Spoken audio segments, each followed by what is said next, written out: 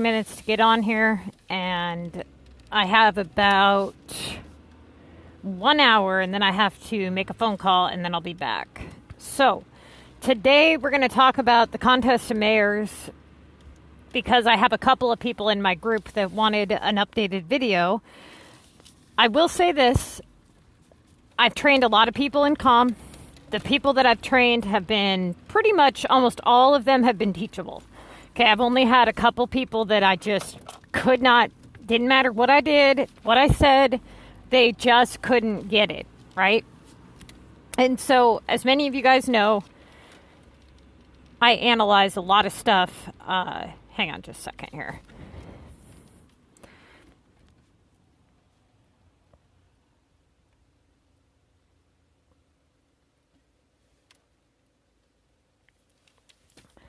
Okay. I've analyzed a lot of stuff that you guys, behavior of people and things, and when I try to teach people, I go, okay, you know, what is the most common issue that the majority of people have, right? Then I say, okay, how can I fix this issue?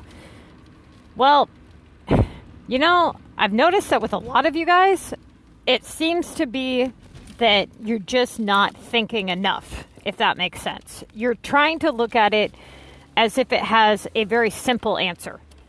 And it doesn't work that way.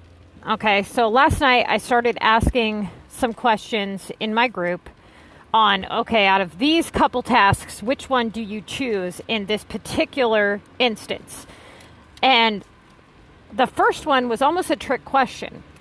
Because what I said, and I honestly don't remember the exact... The immediate thing that they did was they started answering with an assignment by choice. That's not the first step.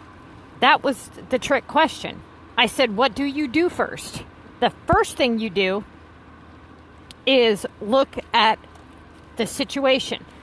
Okay, I call it setting the scene. What league are you in? That's going to have a huge impact on which assignment you're choosing.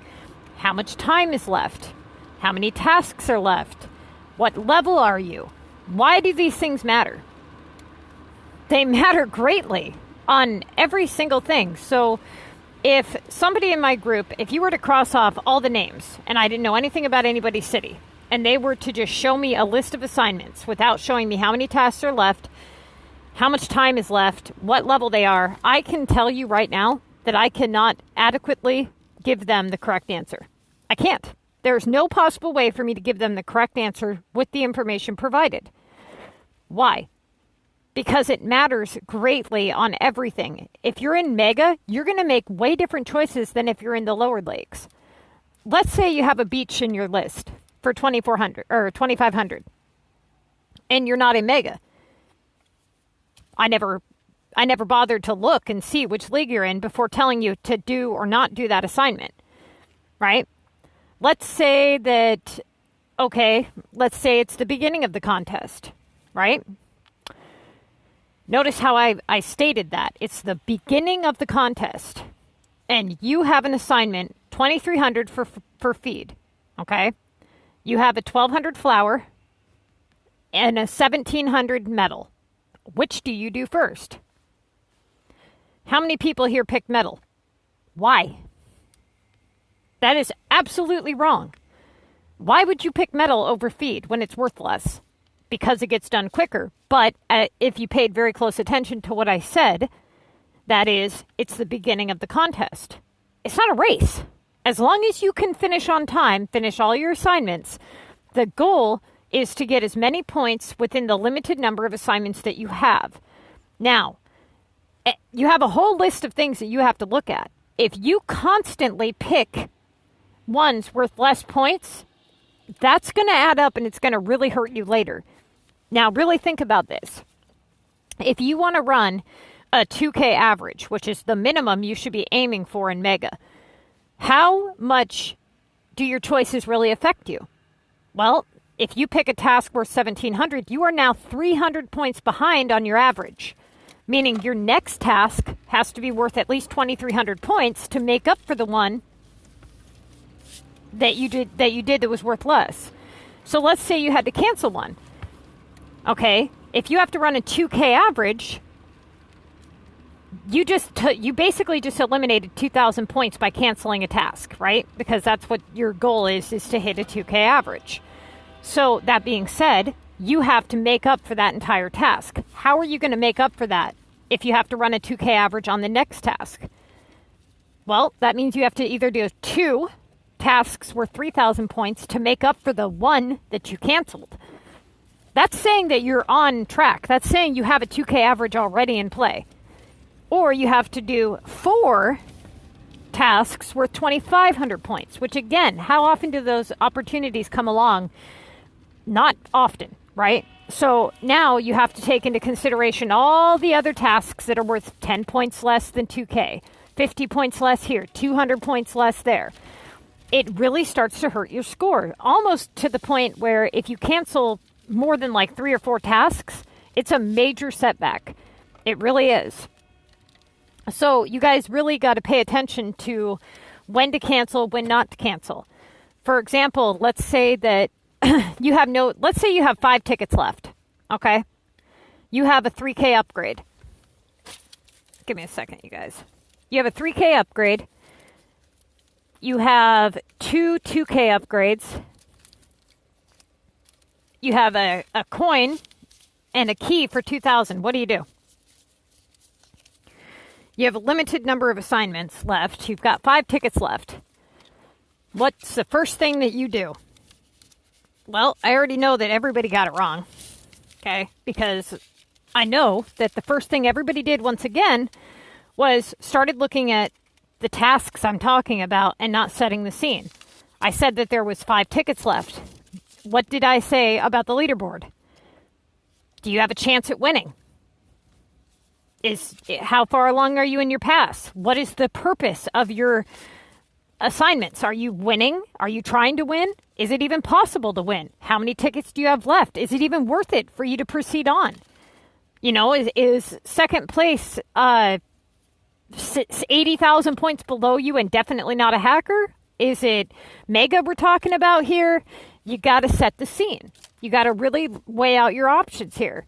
Are you in a loop? Do you think you could loop it? If so, should you cancel? Probably not. If you only have 5 tasks left, tickets left, and maybe you're ahead in points, right? So maybe it would be beneficial to just do the keys because they're worth the most, besides canceling the upgrade, which would set you back, right? Now, normally, if you were, let's say, at the beginning of the contest, keys would not be your first choice, right? It would be to cancel because of where you're at in the contest. That is why that is so important. Now, here's another one, okay? And this one, everybody gets wrong. Give me a second here. Okay, this one, everybody gets wrong. You have a list of assignments, okay? You're in Mega. It's the beginning of the contest. Honestly, none of this matters for the point that I'm trying to make, honestly. Did I pay you? Yeah. Okay. Okay, so you've got 3 upgrade tasks. One is for Latin homes, and it's sitting at 2,000 points. You have a Tokyo upgrade, and it's sitting at 2,000 points. You have a regular residential, again, sitting at 2,000 points. And you have a Newtown house upgrade, again, sitting at 2,000 points. You have way too many tasks here sitting at 2,000 points. Meaning, if those sit there, the probability of you getting premiums that are worth higher than that is actually very slim. But you can't afford to just go on a cancellation frenzy and just cancel all of them. Which one do you choose? They're all worth the same points value. Which one do you choose and why? Well, you have to look at what do you know about the task. That's the next thing that a lot of people don't pay attention to. In my CoM guide, I give you guys a definition of what you need to know about each task. So every task has its own definition, right? It's kind of like defining a word. So what do you know about the beach task? You know it repeats itself. You know it's always worth 2,500 points. You know that it's a very limited number of tasks that you can actually complete with it, right? Because you're limited to the beach upgrades. So that's by definition what you need to know about that task. What do we know about upgrade tasks? Well, we know that they come back right away, okay? But what do we know about their points values? Tokyo can be worth 3,000 points, right? Okay, so which one should you cancel? Would you cancel Tokyo? Why? If you cancel Tokyo, what does that do for you? What does that open up? What does that leave you with?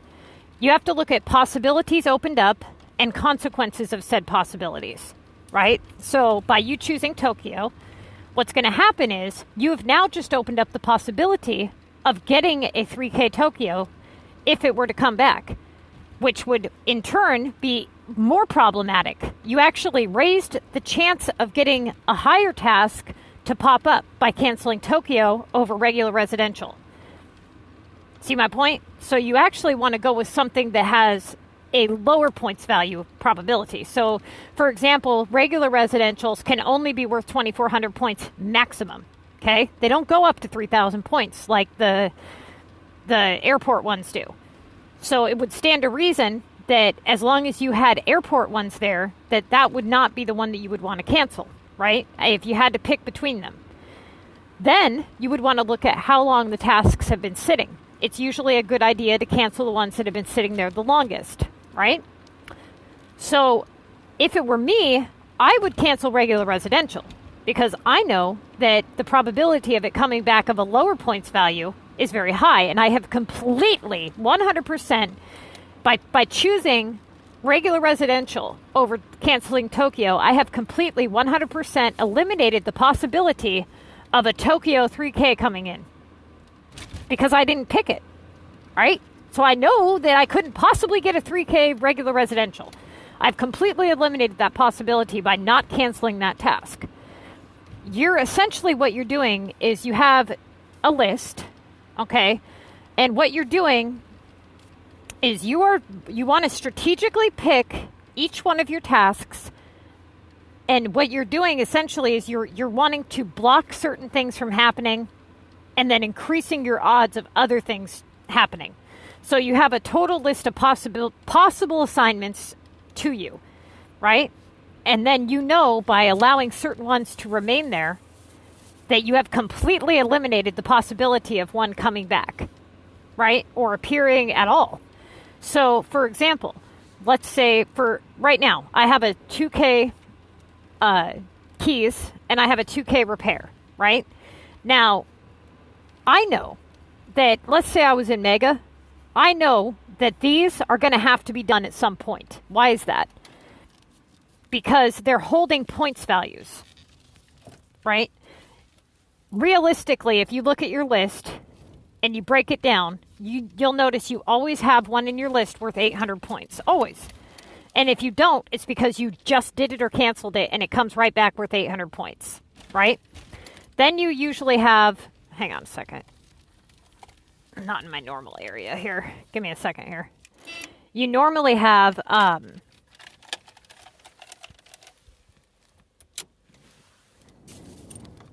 there it is. Okay. Some worth about 1,000 points, and then right around in the 1,200, 1,400 range, and then the 2,000 range.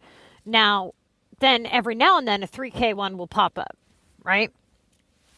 So earlier when I asked you guys about the feed, you said, oh, okay. Usually a lot of people would say, well, I'll prep the feed, but then I'll come back to it. And I'll just do other things in the meantime. That is a huge mistake, especially at the beginning of the contest. The next thing that a lot of people do is they slack. They take way too long on certain tasks, and then they're unable to finish on time.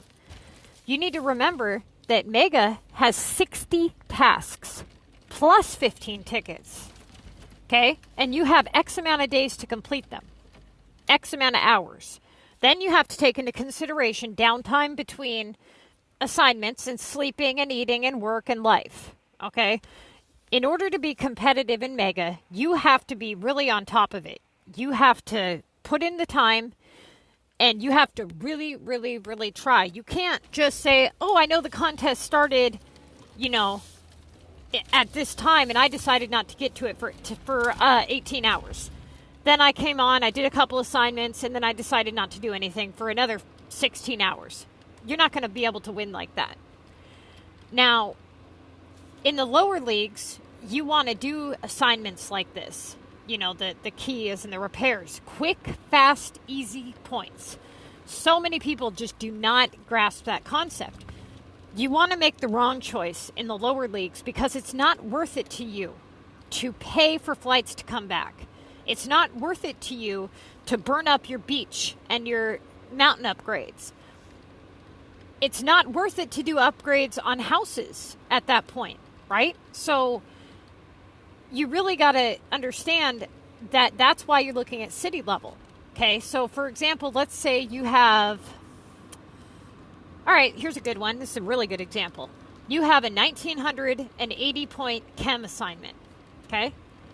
And you have a 2200 sugar assignment. The chems is for 45 chems, and the sugars for 34 sugar. Which do you do? Again, I swear to God, if at least one of you guys listening didn't say, what level are you? You're not getting it yet. You got to set the scene again.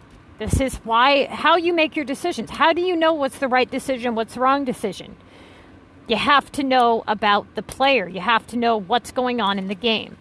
Okay? Why is city level important in this aspect? Because of factory slots remaining. Notice how I said 34 sugar? A level 18, 20, 24 player, they have 35 factory slots, meaning they could get the sugar done in one round. How long does sugar take? 4 hours, right? So, that being said, they had 45 chem tasks, meaning it would take 4 hours to do 2 rounds of chems. Okay? So, it's the same time frame.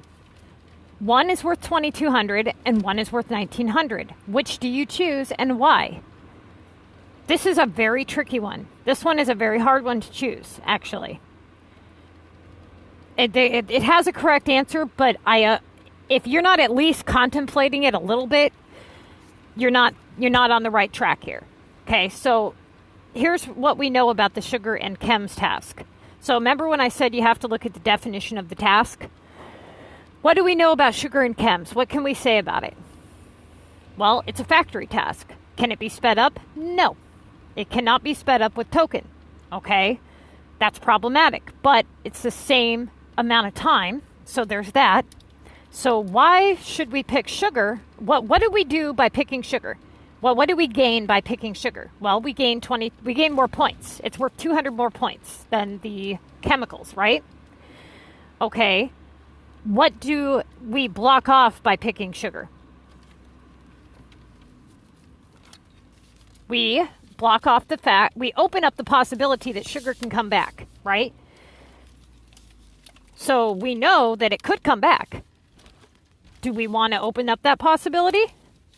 Well, okay, what about chems? What do we know about chems? Well, we know that chemicals is a factory task as well. It's worth 200 less points, right? And it can also come back. But what do we know about chems versus sugar? Sugar is normally worth more points, okay, than chemicals. So if you had to let one sit, it would be best to let the chemicals sit. Now, another good reason, 2,200 points. Do you think you're going to be able to let that sugar sit there for the duration of the entire contest at 2,200 points? Probably not. It probably wouldn't be a good idea because it's going to block off the possibility of getting higher assignments to come through. So it would stand to reason that you actually want to avoid the chemicals task at all costs. Candy cane task, even though, that store is going away. But a lot of people were doing that task when it was worth less than 2,000 points. Huge mistake. Absolutely huge mistake. Okay? All that did was open up the possibility of it returning. The candy cane task, the candy canes take 3 hours apiece.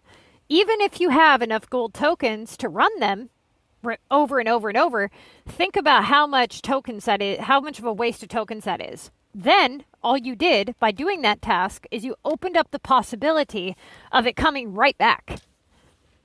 So now you're going to do it again and you're going to waste your tokens again? No, I would, if it's less than 2,000 points, I would have let that one sit. Absolutely. Especially if it's worth less than 1,200. There's no way in hell you would get me to touch that task. Nope. Not, hell no. Now, what you want to do is you also want to look at premium versus non-premium. You know, does this task have the ability to be worth 3,000 points or does it not? Okay, so you have this whole list of things that you need to look at. So when you guys, anybody here who's having trouble with the contest, you watch my 8 stages of CoM video where I go through and I talk about that. But I can guarantee you that 99.9% of people that have watched my videos, what they do is they look at this list and they pick, first they look for the highest points, okay? Then they pick the highest one they can do. That's the worst possible way to pick your assignments that you could ever have, because that means nothing, okay? You have to look at everything. For example, you could be in a situation where you could have a 2,000 point non-premium and an 800 premium, and the 800 premium is actually the better option because it's opening up the possibility of better things to come. And let me tell you, there's been a couple times this last week where CPT has been in really shitty situations and I don't get to him in time. And I'm like, no, don't pick that. And he picks that. And I'm like, this is what's going to happen. He goes, that's what happened. I'm like, shit, I wish I would have saw your message sooner.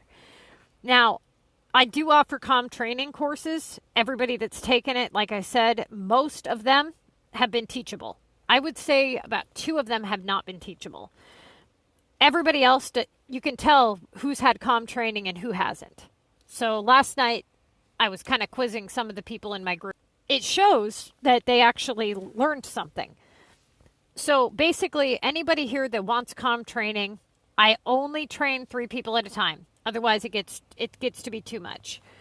If you're interested, if you're having a lot of trouble and you really want to figure this shit out and you want my help and you want to sign up for CoM training, I will train you. But you have to have Facebook. Okay, you have to be able to message me on Facebook. I would prefer to train people that are in Mega. If you're not in Mega, that's fine, but you're going to have to kind of send me in your city statistics, okay? So anybody who's interested in CoM training, this is the information I'm going to need from you. Your city level. In fact, it would be better if you just sent me a screenshot of your main screen here so I know. You need to have all maxed out shops, okay? So what I mean by that is every shop that you have needs to have maximum production slots before you can adequately compete in Mega. CoM prep is everything, okay? So same with Epic prep. Everything has to do with being strategic and playing more intelligently. So I think part of the problem is that people get into a how perfect, and you're trying and you want to pass and you're like doing everything. You're using turn signals and mirrors and da-da-da-da-da. And then you start to drive on your own and you just slowly stop being a good driver. Like you start picking up on bad habits, right? You stop using your turn signals as much. You cut people off. You're not paying as much attention. And it starts to cause problems in your game because you're not paying attention. Now, people say, well, you know, I don't want this to be work. I want this to be play, right? Well, here's the thing, and this is something that I've noticed. People like instant gratification, and this could be with anything in life, okay? You want to be successful, right? So would you enjoy opening up your game and not trying at all and not getting anywhere and having nothing to show for just so you don't have to work at it? Or would you feel more successful if you got them gears grinding up there in your head and you're like, you know what, I'm going to figure this out. And then at the end of the week, you had something to show for. So yeah, it is going to take a little bit of work. But that's what, people that have things to show for in the game, it didn't come easy. Let me put it to you that way. Even if you're a pay-to-play player, you can only pay so much before, to some extent, it still has to do with the person. Okay, you can whip out your credit card all day long and still have no clue what you're doing, is my point. Now, you're going to have that gratification. If you win Mega every week because you're trying and you're actually earning it, you're going to have a sense of accomplishment that you're not going to get from hacking. Okay, anybody can sit down and decide, well, you know what, I just want to cheat. Well, okay, fine. You cheated. Great. But what was the purpose of that? Was it for designing? I could understand that.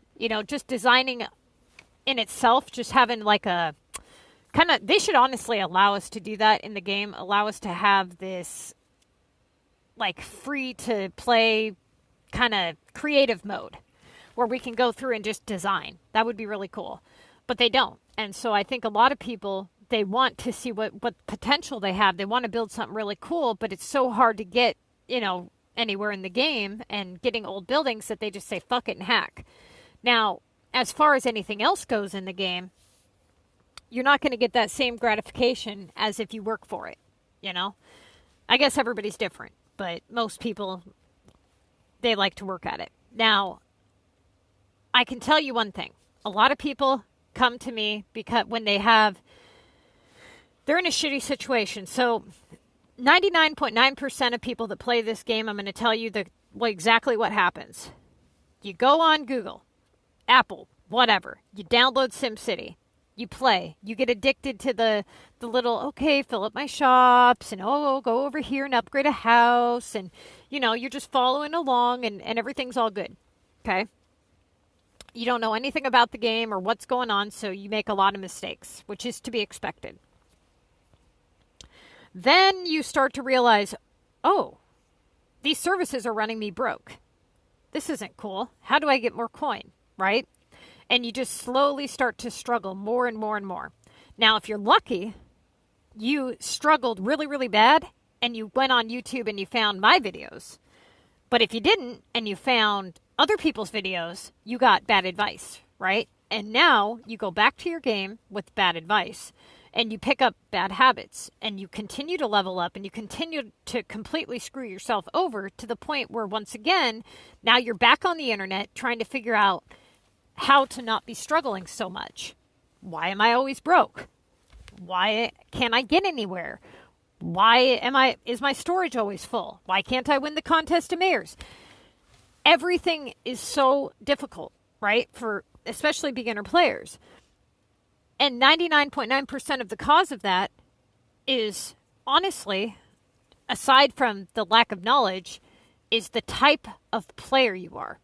Okay? You're not applying yourself to the maximum potential. You're not stepping back and saying, you know what?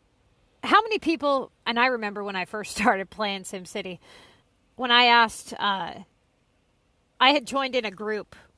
I didn't start off as president. I had joined in a group, and I had gotten lucky. I found an active group right away. And they seemed to know what they were talking about compared to me. I had no clue on really much of anything with the game. And they were doing an epic project. And somebody had posted items for them, and I wasn't paying any attention. I was just shopping around, and I had accidentally bought this guy's item. And he's like, oh, he's doing an epic project. It's really, really hard.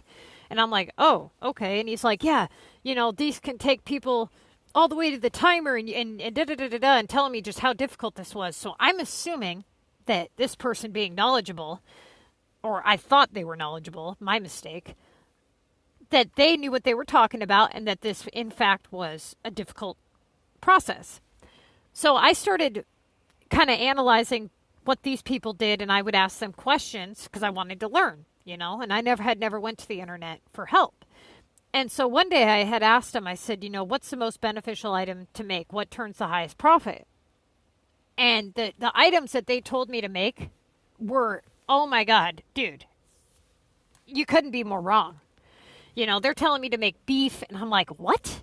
Why would I make beef? It takes, dude, it takes how many hours? 2 hours to make beef? If you're not making it because you need it for something, why would you make it? You know what I mean? Me, I make it when I need to do an epic. Hence why I'm making it right now. So every time you choose to make one thing versus another, you're losing profits, right? You're losing money you could have had. And so I started to realize these people really didn't know what the hell they were talking about. And so I sat down, got off my lazy ass after really fucking my game up, and I realized, okay, let's stop and analyze this for a minute. And I went through each shop, and I went, okay, this one turns the highest profit, then this, and this. Now, it got to be so overwhelming because this is the easy part. Going through one shop and saying, this right here is the most beneficial item to make in this shop. That is a really easy thing to do, okay? But where it becomes difficult is when you start saying, well, if you make this over here versus this over here, you can make more money making these items combined. And then that has a chain reaction to all your other shops, okay? So then you have nighttime versus daytime run. You have time spent on the game. And it becomes really complicated. Now, everybody has a groove and a habit.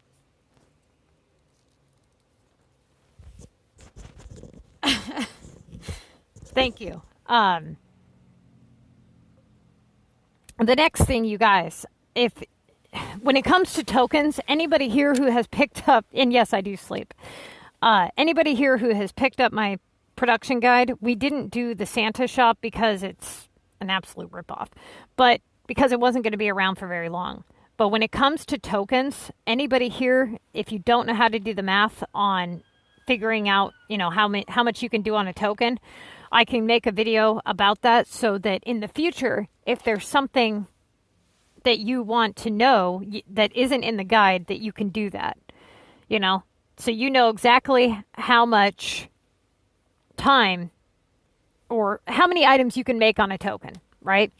Now, point being is every single thing in this game really comes back to how you play, okay? Your success and how you play.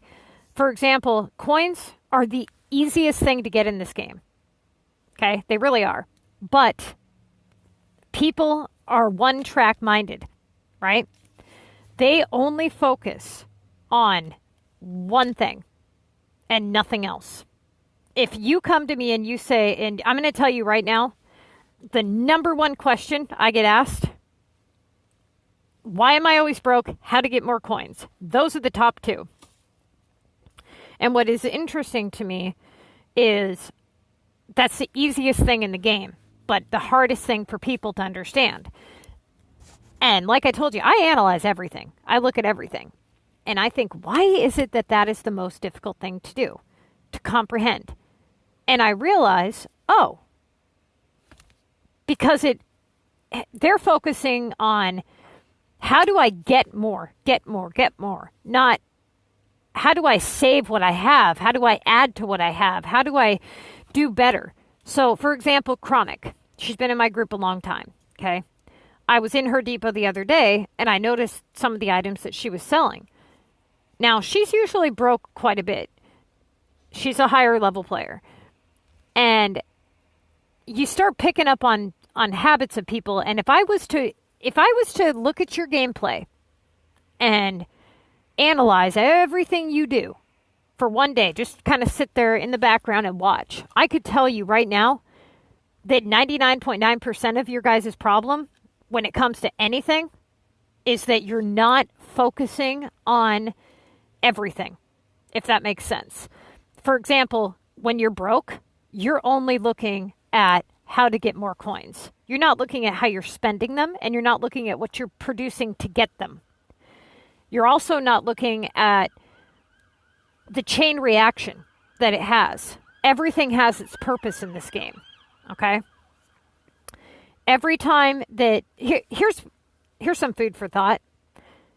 We as humans we're the weirdest when it comes to psychological shit. It blows my mind. I've always been really into psychology, and it blows my mind how humans are so easily manipulated. They like a puppet master, if you will. And it amazes me. It's incredible when you start watching seminars on, like these apps. I was talking with somebody about that this morning. When you are on a phone game, okay, and it's a free game. So what do people hear? They go, free. So think about it. You're sitting at home and you're like, I'm going to make a video game and I'm going to sell that video game for $60. And then that'd be the end of it, right? But then somebody comes along and they're like, no. Let's make it free. Let's just give them the game. And then we'll do in-game purchases. And we'll get a shit ton of money, a lot more money. And then what do you think happens? The ads start rolling in. And they make money off the ads. And you're just like, okay, but if you watch this video for 30 seconds, you can get 50 more diamonds. Oh, hold on, but wait, there's more. If you download this game, you can get 150 diamonds, right? Now you're downloading shit you would never download. Now you've got to uninstall it, right? Now it's just like, oh, but if you pay $1.99 now, you can get this and save on this. And you start adding up all of your in-game purchases over the month, and most people, they won't even do it. They don't even want to know how much they've spent on SimCity, me included. And then you start to wonder, it's all just a fight for your attention. Twitter, Facebook, YouTube, they're all fighting for your attention. And it's all money. And we're all giving them money, right? Now, everything that you do to play better is taking away from you having to spend money. Why do you think EA Game Changers are giving such bad advice? There's one of two reasons. They're either that stupid or they're that smart and they're just not giving you the answers. If you start winning Mega every week, how does that affect them? Less money. If you start doing epics in 14 minutes or less and you start producing speed tokens and the speed tokens start giving you more revenue, that means you're not broke as much, right? So everything has a chain reaction. So they get you to a point where you level up so fast and so far that you end up spending the entire duration of your gameplay walking on coals, trying to basically survive, is really what it ends up being. You end up pretty much a homeless mayor trying to survive. It's terrible. But my point about all this is, why is it that this right here doesn't bug people? Not nearly as much, right? So if I let this sit here for a couple days, how much does that bug everybody? How many people have tokens that they can't collect on top of their houses? And how many times do you let them sit for days? Now, let me ask you this. How many people are more bothered by a token running and not having anything being completed? You're more bothered by that, right? So let me ask you this. You can either spend a token and have it complete 11 items, or you can spend a token and get nothing, because that's what's happening by you allowing it to sit there for more than 24 hours. If you have X amount of token pieces sitting on top of the houses for over 24 hours, you have given up that token entirely. But now you've gotten nothing for it. How many people made that connection? Not many, because it bothers them more to have it just running. It eats at them. They're like, oh my God, I have to use it. But it doesn't bother them having it sit there. It's just, it baffles me. It's like, you could have had something for it, but now you get nothing. Now it's just been sitting there for a week, and think about all the stuff you could have had. You know what I mean? So that's just one example of what I'm talking about here. For example, how many people overlook shit that's right in front of their face? I am not exempt from any of these things, by the way. Okay? So this is how I notice this shit, is because I've done the same thing. when you look at, for example, let's say you are looking at this here, right? How many people hit this leaderboard right here and never notice right here how it says no prize? Hold on. Never notice where it says to be promoted into Metro. Do you know how many people never notice that? That you have to go above a certain line to get promoted? Now, what's even more interesting is when you click on your group chest here,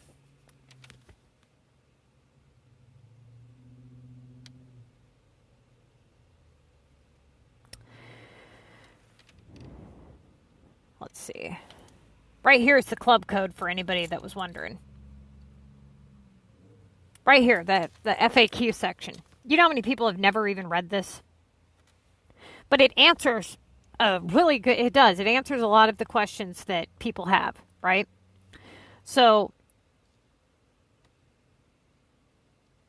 I'm trying to see where it says.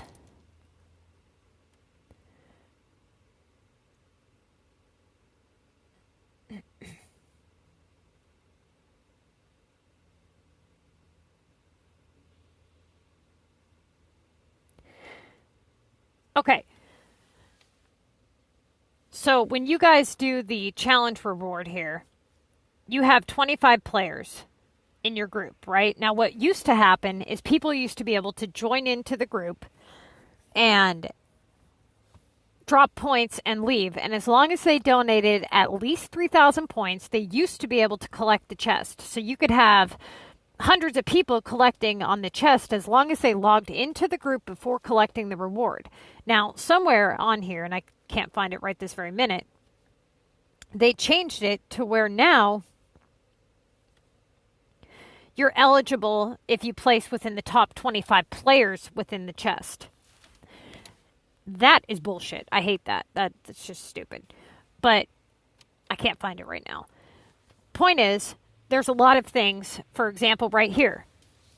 How many people are like, well, how long do I have storage boost for? It says right there, 19 days, 19 hours. How many people say, you know, how long is the Santa shop going to be around? It says right there, open 14 hours, right? These arrows. How many people don't know you can use these arrows to cycle? This is an incredible, ingenious idea here, right? So think about this. You can now add items to your queue without having to pick them up just by simply clicking your arrows, right? So you can drop an item and not have to pick anything up. Now, you have to have a starting point, of course, which isn't bad. But you get my point here. Now, another thing that a lot of people never noticed is, see the little stars on the front of the shops? 1, 2, 3, right here. You can tell which star shop you or other players have by simply zooming in. If they have 1, 2, or 3 stars, it'll show. If they don't have any, it'll show, right? It just won't have a banner. But you can see right away who has them and who doesn't. Now, a lot of people also, surprisingly enough, and I was the same way. You know when you first start playing the game, you start off with 1 or 2 slots, so you drag your medal 1, 1, 1, like that. Well, it cracks me up that unless you're a PC player, most phone players don't know this. If you grab this and you just drag it across all the boxes, you don't have to go 1, 1, 1, 1, and it saves you a ton of time. Now, of course, that is something that, you know, PC players pick up on a lot more than phone players. Hang on a second.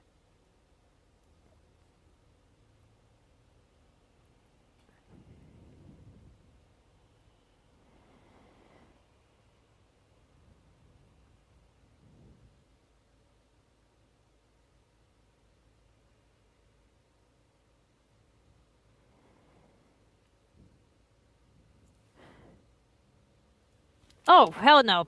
EA hates me.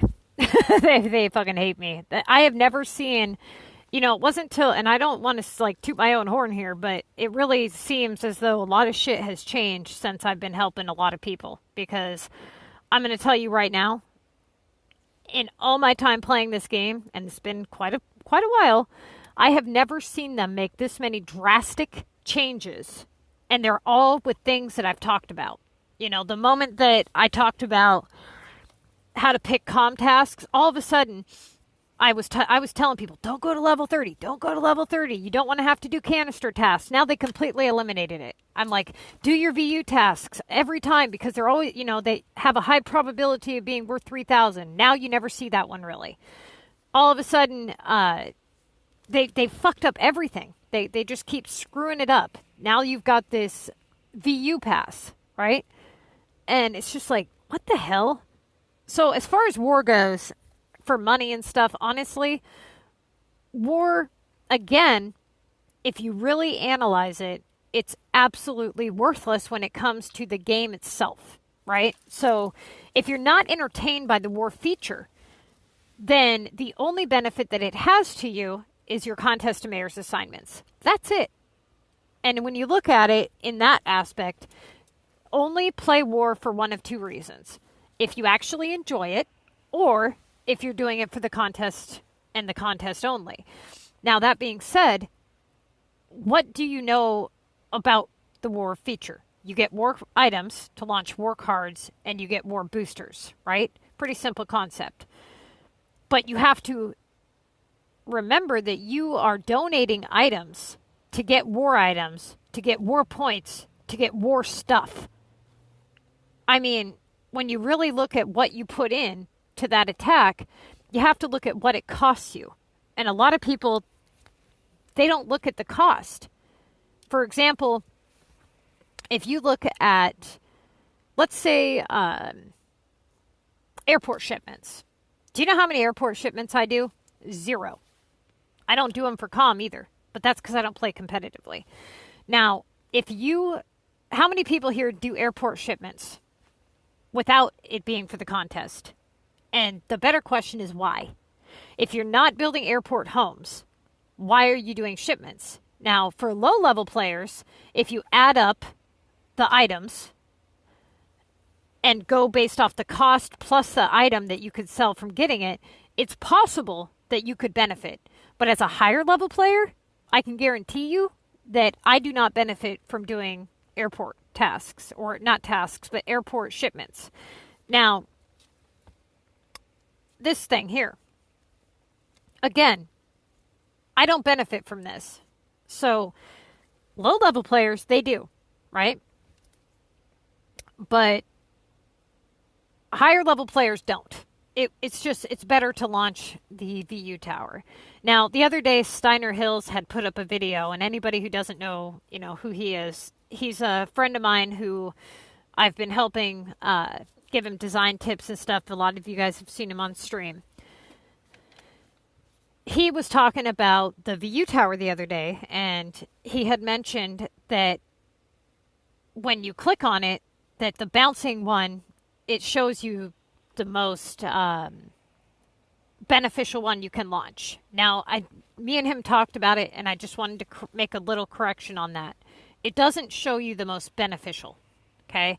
Because you have to look at everything. Again, look at everything. A lot of people are looking at repair to key ratio only, right? So you're looking at the damage is 7, and you get 7 keys, right? But you have to look at the cost of the VU items for one. How many VU items does it take to launch this versus this? Then you have to look at the next thing. Repair cost. This one has a hard repair cost versus this one has a medium. Medium and low are actually not very off. They're pretty much the same. But hard and medium, two totally different things. This is going to ask you for pretty basic shit. But the other one is going to ask you for bread rolls, gnomes, burgers. It's going to ask you for a lot more expensive items. So in turn, you're paying double or even triple for keys. And you're using more items by doing the robot. So it's actually better to do Meteor Strike 3. Now, again, that's just, you got to look a little more into anything it is that you're doing. When it comes to war, like I said, if you enjoy it, do it. You know, the whole point in the game is that you're enjoying yourself. If you're getting entertainment from the game and you like war, then play war. You know what I mean? Now, if you want to be a good war player, what do you need to have? Again, just analyzing it. You need to have coins, right? War costs a lot of money if you don't have an unlimited supply of war items. Now, when you repair damage in war, it's certainly a lot better and easier to obtain war items, right?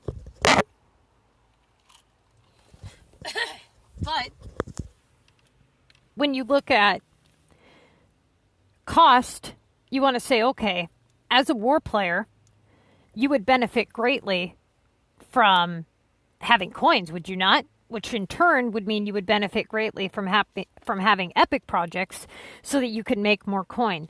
In a sense, epic projects are the heart and soul of the whole game. It doesn't really matter what you're doing in the game. Somehow, some way, epic projects make it better, right? Population. You want a high pop city? It would be more beneficial to go with epics than Omega. Now, before everybody jumps my shit, Omega, like I've said on my stream many times, is 2550, okay? But what a lot of people don't know is that epic projects are not 1836. They're 2411, okay? Once they're converted to an epic project, they sit at 2411, not 1836. So they're less than Omega, but not by much, right? So now you have to take into consideration that you don't have to buy the control nets and the drones and pay out the ass for canisters. And here's the bigger picture is that Omega, even though it gives you Omega currency can only be spent on Omega roads, bridges, or the Omega bridge, control nets, and drones, right? And then you've got like a beach item here and there. But for the most part, it's pretty useless currency, aside from services. So would you rather have an Omega house or an epic project that can provide you with a speed token that can not only give you coin, but in a sense, it gives you so much more than that? Do you know how many weeks in a row CPT has won the contest of mayors? Do you know how many people here post to my Facebook group and say, hey, Missy, thanks for your tips. I've won first place mega for the first time, or this is my 10th time in a row winning. Thank you, blah, blah, blah. Now, is that possible without tokens? Highly unlikely. Okay, so how many people here have cash and platinum keys because of tokens? Because it sped up your assignments so that you could get that done. How many people won war from speeding up items that they needed from tokens? How many people have coins because they run their production with tokens? Tokens are everything. Now you have to look at the service demand. The service demand is so much lower for epic projects versus Omega. So not only are you saving coin by converting it in the term of you get a token, but now you're paying literally a 10th of the cost as what you would pay in services for Omega. So all around, really, even if you're doing a high pop city, if you're playing solely for war, if you're doing for design, it really doesn't matter which. All around way, epics are the way to go. Now, if you struggled through your first epic and it was a painful experience, a lot of people have a hard time wanting to do it again because they're like, you know what? That was a miserable experience. Hell no, not doing that again. You don't have to be miserable doing epics. Okay, don't start one until you're ready. But I promise you, If you follow my epic tips, you won't have a problem. Okay, that's a fact. Now, all you have to do to be good at epics is prep your inventory, have enough epic pointers. That's it. That's all you have to do is prep and epic pointers. That's all you got to do. And as long as you understand what is making the epic difficult, then you can combat the issue. The issue is having a well-rounded inventory to be successful. Now, the other issue is that people, when they're in a situation where they're doing an epic project and they're stuck, right? Maybe they started it and they don't have enough pointers, or they don't have enough coins, or they have like 200 space and they're level 40 or something. How can you fix this issue? How can you pull yourself out of it and make this fixable, right? How can you hit gold if you're in a rut? Well, first thing you need to ask yourself is it even realistically possible for you? And if you're sitting there with 100 space, 5K in coins, it's probably not a good idea to aim for gold. Now, the other day, somebody had made a meme on the Facebook group, and it was kind of funny because they're like, it was something like, oh, you want to start an epic with 30,000 points? And it's like this cat, like, what? You know? And I thought, you know, honestly, you can start an epic with 30,000 coins and still hit gold perfectly fine. But the question is, what's your inventory? How much space do you have? Because if you guys don't remember, my 14-minute epic, and I have every single item in the game unlocked. My 14-minute epic that I hit gold in, I really didn't even have to buy anything. So I really didn't have to spend any coin. But that is because I had maximum storage. And I had it very well prepped. Meaning coins weren't really an issue because I had, $1 million in stuff in my inventory. So in a sense, it's not just about how many coins you have. It's about the inventory that you're holding on to.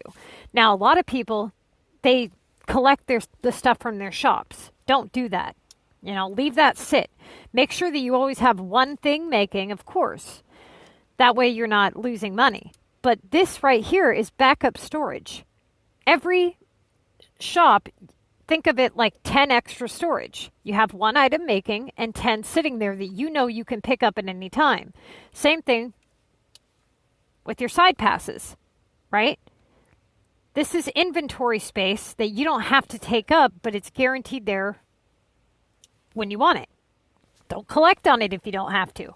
So before doing an epic, make sure it's morning, make sure you're very well prepped. Don't hold on to shit that you don't need. But more importantly, let's say that I had one guy, he was in a situation where he totally fucked himself up, and he had started an epic. He had like 80,000 when he started. He had a 2-pointer, a 1-pointer, and 1 3-pointer. And he had hit like 120 points or something. So it had just got into the point where it was starting to actually get difficult. And he was down to like 8,000 coins. And I'm like, dude, you got problems. Okay, because it's just now going to get hard and expensive. And he proceeded on, and it took him like 22 some odd hours. Next day I come on the game and he tells me that he bulldozed all of his roads, all of his factories, anything and everything that would give him coins. I was literally astounded. I'm just like, oh my God, you're kidding me. How are you going to make your money back? Like, what? And I said, how many keys do you have? And he's like, 200. And I'm like, why didn't you use your keys instead? And he was just, he looked at, I could feel the look. It was like a virtual vibe. And I'm just like, I knew he was totally confused as to how in the hell are keys going to help me, right? And I'm like, back up, right? I'm telling him, back up, back up, back up.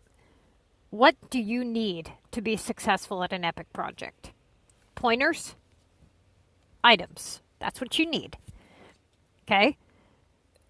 wouldn't it stand to reason that if you were going to proceed on to gold, that you would want more epic pointers? I mean, that's a pretty good idea, right? I would have donated to the 1 pointer and put it in storage. Then I would have went over to my category here.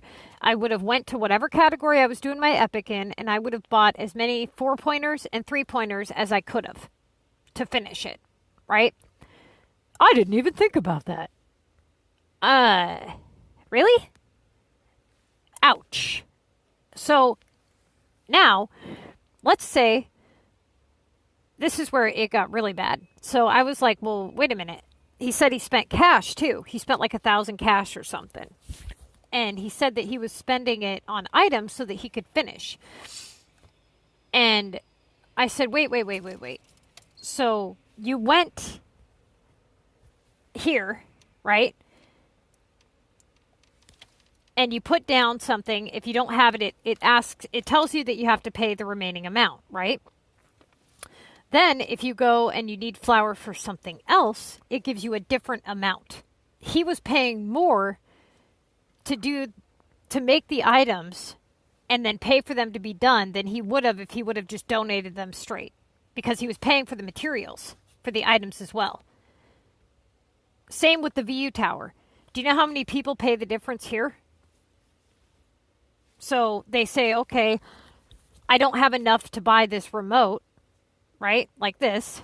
It wants 361 cash for me to pay for the neocoins to get the remote. Do you know how many people do that versus going to the VU tower and paying 20 cash?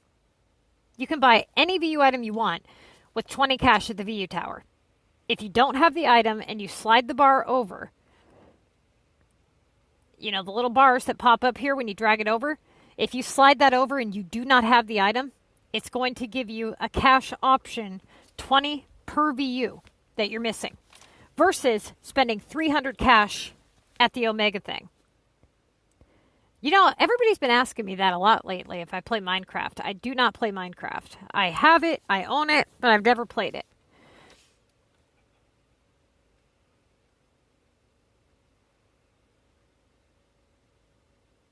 So, Sabrina, at what level is your city? The one with the 300? And the X, you said you have 350 and 350 to 400. What level?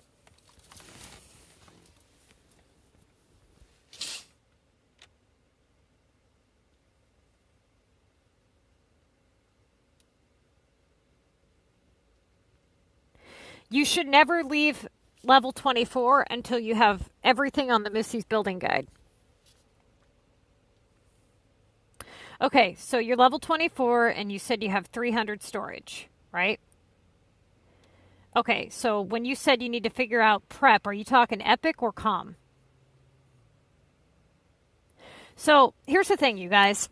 A lot of you guys, how do I explain this? Okay. I see a lot of people that are level 24 with like 500 to 600 storage, and they're talking about it being difficult to do epic prep. Okay? You're doing something wrong. You guys should have no problems. Even if you're level 24, you should be able to prep adequately for an epic project with 300 to 400 storage. Easy. That's easy. Because you got to think about this for a minute. If you go to Google and you type in SimCity Build It Level Unlocks List, okay, item list, go through that list and look, and I'm serious, go look at level 24 and cross off or look at and highlight everything that you have unlocked. Count the items. Now eliminate metal, wood, plastic, nails, okay, because epics don't ask for that. Add up the amount, the type of item, okay?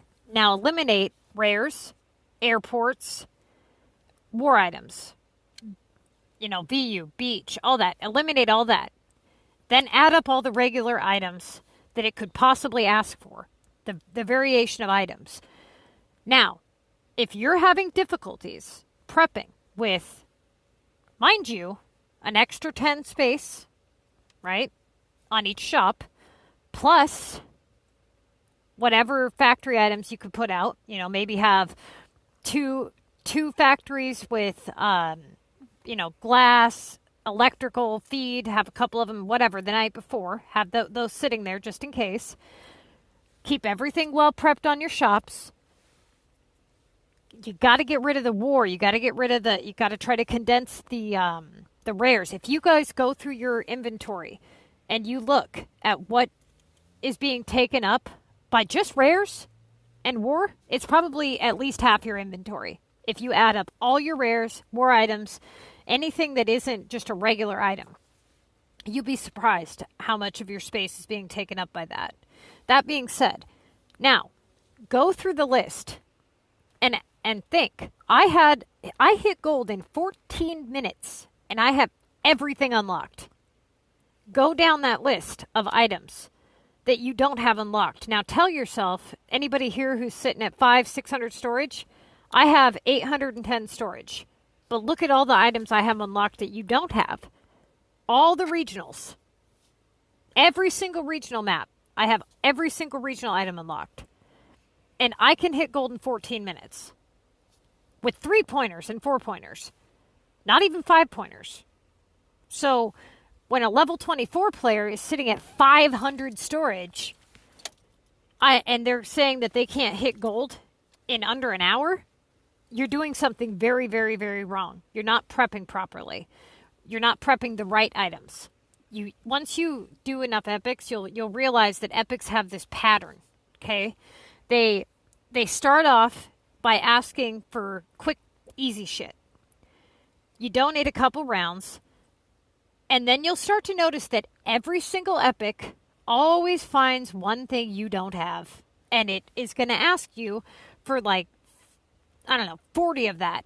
You know, it'll have like maybe 10 of your buildings or something will be asking all for that same damn thing. Now, the key is to either work around that one thing or to donate that one thing to about 3 or 4 buildings. Once you get up and over that hump and you break that, it's usually smooth sailing afterwards.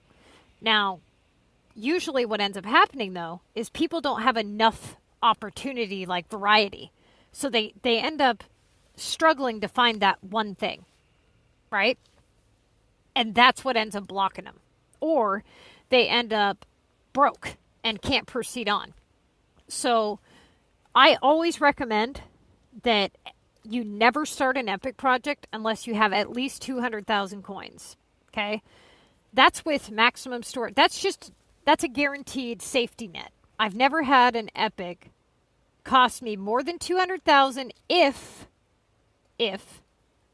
I had a well-prepped inventory and I was using at least 3-pointers. Now, if you're sitting there with a 1-pointer, right? Yeah, it's probably going to cost you 700,000 coins, you know? So you got to look at city level and pointers. You also need to look at 4-pointers versus 3-pointers. Okay? If you're donating to 1-pointers, you got to donate 200 times, right? If you're donating with 3-pointers versus 4-pointers, I mean, you're cutting those numbers down, way down. And then you start looking at, okay, every time you donate, it just gets more and more difficult on that building, right? Once you hit silver, the difficulty of your epic is going to double, sometimes even triple. Regional items are the worst because they are a bitch to prep. Nobody ever really wants to sell them. And they're just a nightmare, okay? Usually what I try to do is I try to have at least 25 to 40 of each one of the medium and large regionals.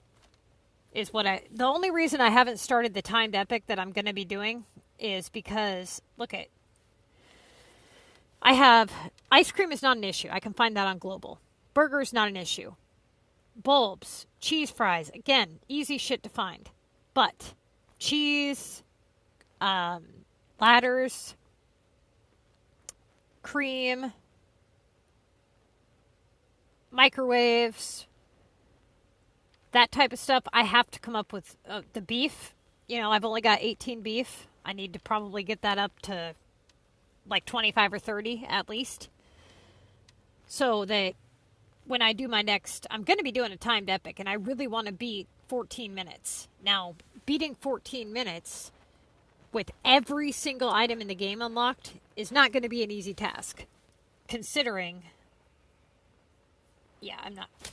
Dude, that fucking seagull, you guys, oh my God. I'm pretty sure that if I about made a sunroof in my car. I'm sitting here, I'm looking at this, and I'm like zoned out. And next thing you know, this stupid seagull flies like right up to the passenger's window. And I thought I had my window down. I thought he was going to fly right into my car. I'm like jumped right out of my skin.